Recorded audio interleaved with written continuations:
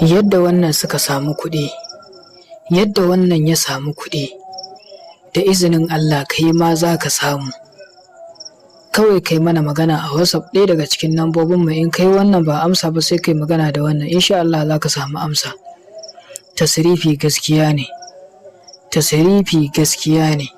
Yadda waɗannan suka samu kuɗi, yadda wannan ya samu kuɗi, da izinin Allah kai ma haka za ka same su.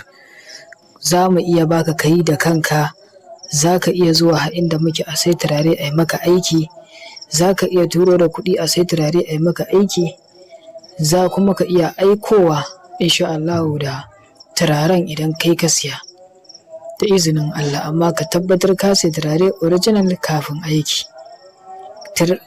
Tasrifi gaskiya ne, domin samun cikakken yaƙini da kuma ƙarin samun abubuwa guda 5 waɗanda ya kamata a ce ka fahimci gaskiya da kuma ƙarya akan aikin tasrifi.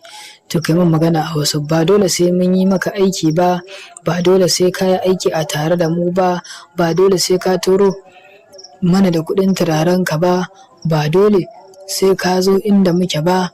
A'a, menene ma asalin tasrifi da ake ta cutar ku, ana ansar kuɗin a wajen ku, ana cewa za a buga muku kuɗi, za a yi muku tasrifi, za a yi muku tasrifi. Za ka samu cikakkiyar gaskiya akan me tasrifi ke nufi. Daga nan ko iya wannan ka samu mun ƙaru da kai, sannan kai ma ka ƙaru da mu, domin zuwa gaba idan har ka shirya za ka ba wani ya maka aikin tasrifi, in ka rasa waɗannan abubuwa da za mu gaya maka a tare da wanda zai maka tasrifi, to ka ba shi, domin cuta ka zai yi.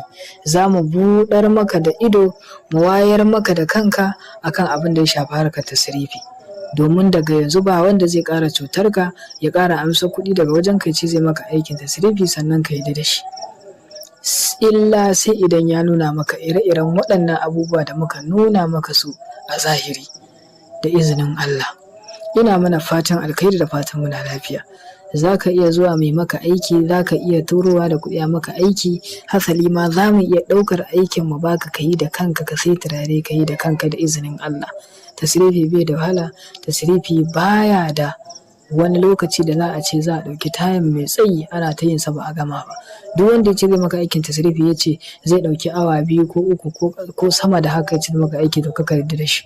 Tasrifi na gaskiya da gaskiya bai wuce minti 5, minti 10, minti 15, ya daɗe minti 20 an kammala shi da izinin Allah. Ni zan baka tabbaci akan aikin tasrifi kafin nan kai, in dai baka samu tabbaci ba to kada ka yi da izinin Allah. Ina mana fatan alkhairi da fatan muna lafiya. Hasali yawanci idan ana magana akan tasrifi ba kwa tsaya ku tantance na gaskiya. Daga naku Sharif Umar Mahadi, a daure a yi mana subscribing, a yi sharing domin 'yan uwa su amfana. Bisalam.